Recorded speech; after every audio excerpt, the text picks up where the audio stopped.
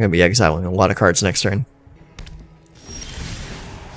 Alright, let's exile some cards. Perfect. Maybe exile some more. Ooh, I like that. Gorge. Yeah, the card advantage is a bit much to keep up with. Okay, so here's today's deck. We are playing a Dragons kind of tribal deck.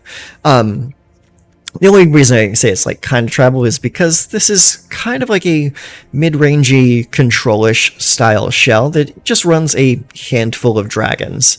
What we're going to do with this deck is we are going to try and ramp into some dragons using the Ironcrag and the Celestus as mana rocks, and Revaz of the Claw to ramp into some dragons. Revaz of the Claw is a very interesting card that you don't see all that often anymore. It's a 3/3 for 1 and a Rakdos. It has Menace, and its ability is you can tap it to add 2 mana in any combination of colors. Spend this mana only to cast dragon creature spells, and once during each of your turns, you may cast a dragon creature spell from your graveyard. Whenever you cast a dragon creature spell from your graveyard, it gains. When this creature dies, exile it. And this works particularly well with cards like Atsushi, a card that kind of wants to die so that you can get one of its bonus effects. And also with Zeatora, the Incinerator, a card that wants to fling other creatures, so for added effect. Zeatora is great, like another card you don't see very often, but it has a very powerful effect. It's a 6/6 flyer for 3 and a Jund. It's, at the beginning of your end step, you may sacrifice another creature. When you do, Zeatora the Incinerator deals damage equal to that creature's power to any target, and you create 3 treasure tokens. So, with this play pattern here, you can Revaz out an Atsushi, and then throw that Atsushi using Zeatora at a creature, at a battle, at a planeswalker, at the opponent's face, and then either get more treasure tokens or exile the top 2 cards of your library and be able to cast those spells until the end of the following turn. Also in the deck is a few copies of Bonehorde Dracosaur, probably one of the better cards to come out of Lost Caverns of Ixalan. It's a 5/5 flying first strike for 3 colorless and 2 red, and it reads, at the beginning of your upkeep, exile the top 2 cards of your library. You may play them this turn. If you exiled a land card this way, create a 3/1 red dinosaur creature token. If you exiled a non-land card this way, create a treasure token. So either way, this creature is getting you added benefit from cards being exiled off the top of your library. You're either getting treasures or you're getting 3/1 red dinos. It's a really, really solid card and really great to ramp out with Revaz. Now, because this deck is on the slower side, I wanted to run a lot of removal. And when I say a lot, I mean a lot. Pretty much if it's not ramping into dragons, it's removing cards. So we're running 3 Bitter Triumph, 3 Invasion of Tarkir, 3 Terra Sunder, 3 Brotherhood's End. We're running, 2 Burn Down the House, and 2 Push Pull. I wanted Push Pull in here because it pulls double duty. You can either use it as slow removal, or you can use it to pull dragons back out of your graveyard and throw them at your opponent another time. So this is also really useful when your opponent happens to be playing a reanimator strategy and they start throwing cards into their graveyard to be reanimated. You can sometimes beat them to the punch and pull their own creatures out of their graveyard onto your side of the board and then beat them over the head with them. It's a really, really fun, like sucker punch kind of play. Aside from that, also we have the Decadent Dragon. Decadent Dragon is really fun for stealing cards from your opponent with the Expensive Taste Adventure. What that does is it's a 2 colorless and a black instant, so you can do this at any time. It says exile the top 2 cards of target opponent's library face down. You may look at and play those cards for as long as they remain exiled, so basically forever. And the other side of it is a 4/4 flying trampling dragon that reads whenever Decadent Dragon attacks, create a treasure token. So that treasure token can then be used to help you cast the spells that you stole from your opponent. It's a really, really fun card. I like this one a lot. Honestly, one of my favorite dragons to come out of recent sets. Just because it steals stuff. I'm a big fan of that. But yeah, that's the deck. It's ramp out dragons, try to control the board as much as possible, and end with like a big flashy Zeatora, push-pull, Bonehard Dracosaur. It's a pretty fun deck. I like it a lot. Oh, and the mana base. You got your usual suspects of swamps, mountains, channel lands. You got Blackcleave Cliffs, a few Restless Cottages, Copperland Gorge, and some Zeatora's Proving Ground to help you round out the mana base. But yeah, that's it right there. Let's go play some games and see how this does. Alright, we got all three of our colors. That's great. We have Rivaz, Brotherhood's End, Decadent Dragon, and Terra Asunder. So, that's okay. Let's see what happens. Alright, they play Brushland. We will play a Mountain. They play Forest. Is this Glimpse the Core? Interesting. I was expecting enchantments. But it's not too late, right? Alright, let's go play Blackcleave. And I think we'll play a Forest next turn. Topiary Stomper. Okay, so it's a ramp deck.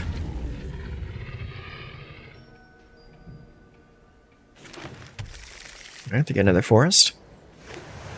And then a Restless Prairie. Alright, let's go play this. And I think we're just going to play a Rivaz.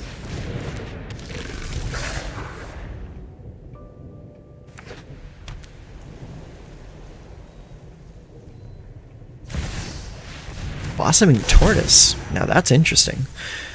Mill 3 cards, then return a land card from your graveyard to the battlefield tapped. Activate abilities of lands you control, cost 1 less to activate. Land creatures get +1/+1. Alright, I will not block. Alright, my turn. So let's go Swamp. So we can play Zeatora. Now it says, at the beginning of your end step, you may sacrifice another creature. When you do, Zeatora the Incinerator deals damage equal to that creature's power to any target, and you create 3 treasure tokens. So here's what we're going to do. We're going to cast Zeatora. And then we're going to go to the end step, sacrifice this, and then we're going to deal 3 to that. Boom. It's gone.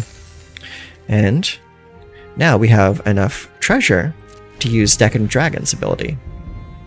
Or to use Terra Asunder on something. Pass. Do you attack? Looks like he does not attack. That frees us up to use Decadent Dragon's ability. Alright, and a turn. Target you. Autopay. Give me your stuff. What do you got? Show me what you got. Ooh, Blossoming Tortoise and a Razor Verge Thicket.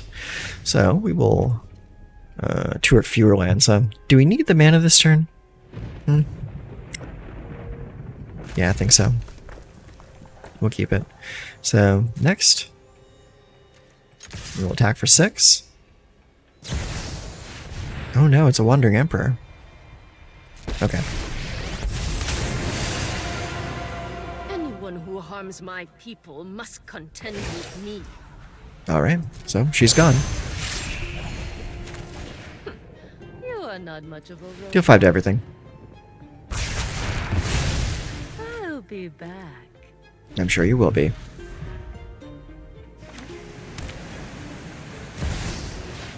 Elish Norn, the mommy.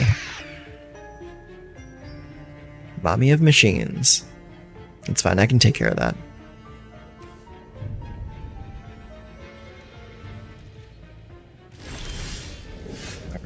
Ooh, we got a Dracosaur. Okay, so here's what we'll do. We're going to play your land this turn. And then... Actually, no. We're going to do this right now.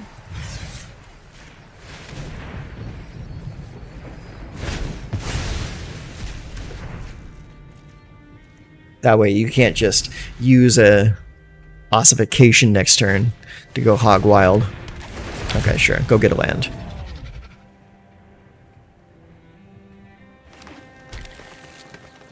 Get a forest. Oh, Restless Prairie, huh? Alright. Swings. Alright. Let's go and play that mountain. We'll play that Dracosaur. And I will pass the turn. I'm going to keep that mana open just in case they have an ossification. Pass.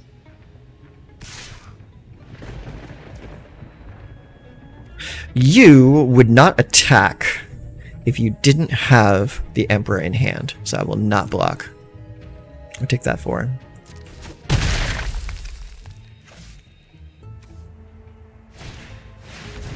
Workshop War Chief, huh? Okay. Resolve. Alright, my turn. Let's exile some cards. Ooh, nice. Alright, well, first things first, we're going to tear asunder that. That way you don't get the effect. Then, we'll play a Soken's-On and a Blossoming Tortoise.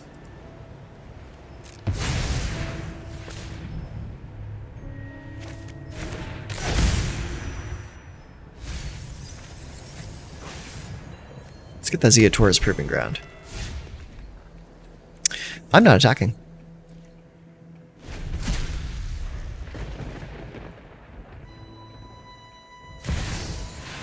Oh, you have a Nissa.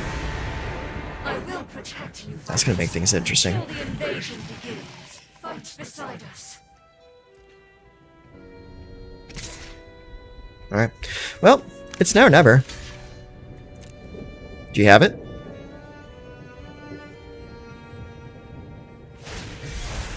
Oh, is that all? Okay. I thought you were bluffing a you-know-what. Let's see here. Let's go ahead and play a Swamp. Then, we will go next. Attack that.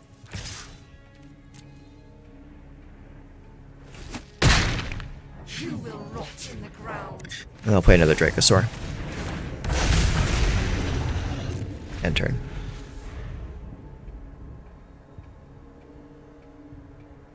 I'm gonna be exiling a lot of cards next turn.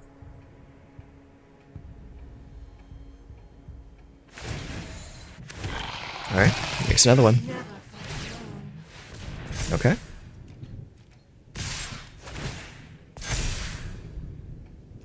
Alright, so this is gonna block here. And this is gonna block here. Your guy doesn't have trample.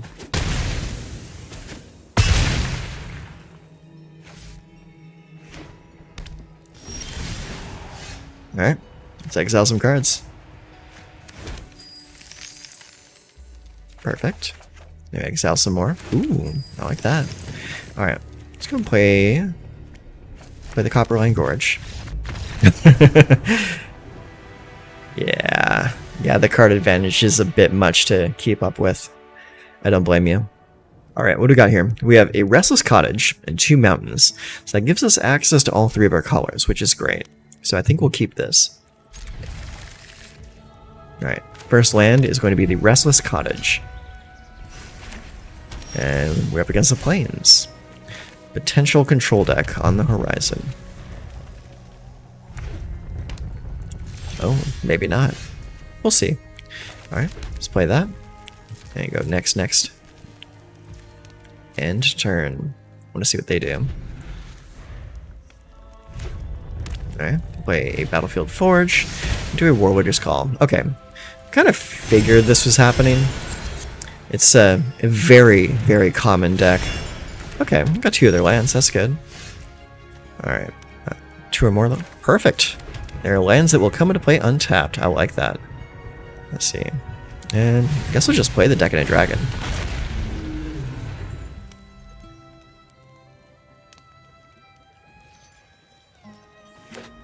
Alright, they play a land. Soken's on.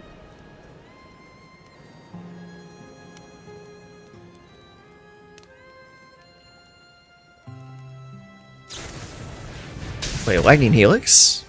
And another Lightning Helix. Yep.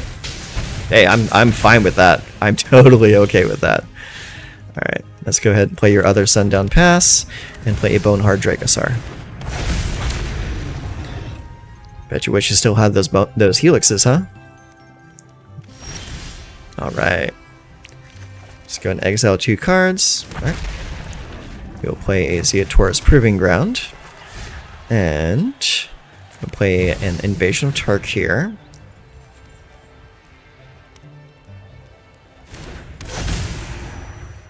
The invasion is just going to deal damage to you. Then go to attacks, and we will break open that invasion. Or at least we'll try to. Okay. Cast the 3rd Lightning Helix, throwing away all of their removal. Alright. We now have a Defiant Thundermaw, which reads, Flying, trample 4/4. Whenever a dragon you control attacks, it deals 2 damage to any target. That's nutty. I like it. Alright, and end turn. Keep that mana open for Bitter Triumph. Alright, cool. I guess they didn't draw what they wanted to draw. Alright, so we got a Restless Cottage, a Mountain, and a Sokenzan. That's all 3 of our colors. A Bitter Triumph, a Revaz, Invasion of Tarkir, and a Brotherhood's End. I like it. I think we'll keep it. Opponent goes first with a Forest and a Fang of Shigeki. Interesting choice. I will play a Restless Cottage. Alright, we take 1 damage. Okay, so do we care enough about that Fang to kill it? I don't think we do. So we're going to play the Zeotaurus Proving Ground.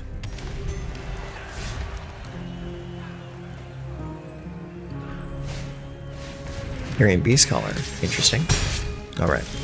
So, now that we've done that, we're going to go here, and I'm actually going to play the Brotherhood's End right now, before that card gets out of range. I don't want that Beast Caller getting out of control.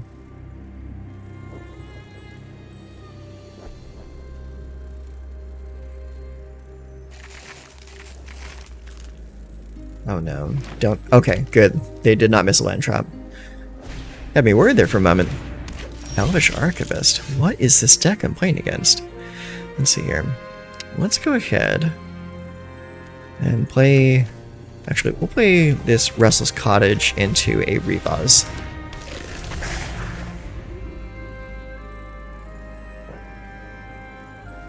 Is this some kind of Simic Cookies deck without the cookies? Return from the Wilds. Okay, so they go get a land.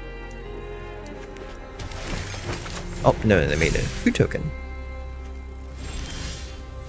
Oh, they can choose 2 options. That's fine. Okay, then in that case, let's go ahead and use Invasion of Tarkir. We're going to reveal at Sushi. Submit 1. It's going to deal 3 to that. Load up. And then play Atsushi. And we'll play a Zeotaurus Proving Ground.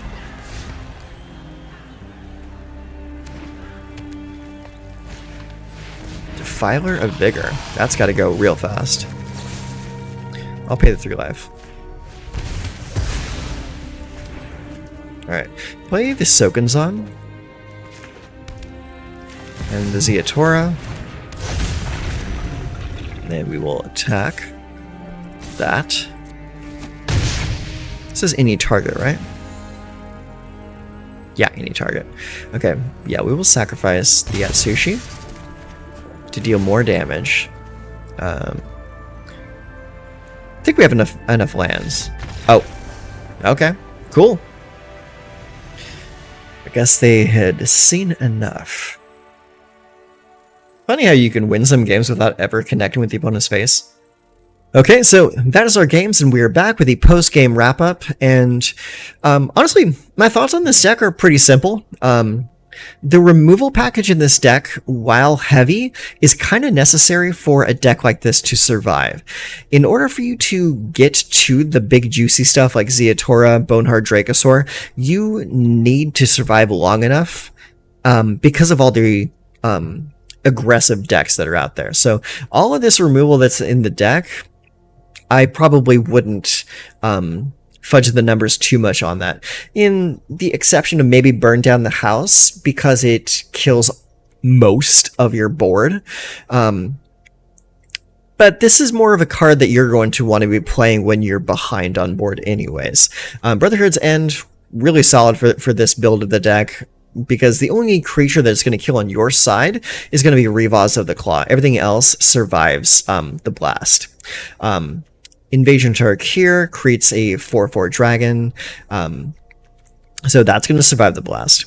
Terra Sunder, it's a little bit more expensive if you want to kick it to eliminate a creature or a planeswalker or something like that, but this being the only way that you have to interact with enchantments outside of Boseiju, it kind of needs to stay in here, especially with the prevalence of Boros. They really like to play War Leader's Call, and that card is really problematic for your game plan. You don't want to be on the receiving end of that game plan.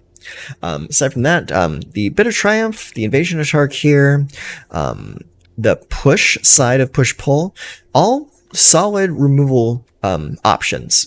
I tend to not play the push side nearly as much as the pull side, just because I really like being able to dig creatures out of the graveyard and sucker punch the opponent with them. It's a really, really fun card. So bear that in mind when it comes to push-pull. Zeatora being able to fling other dragons at the opponent, or a Invasion of Tark here, or a planeswalker, or a creature, is really, really solid.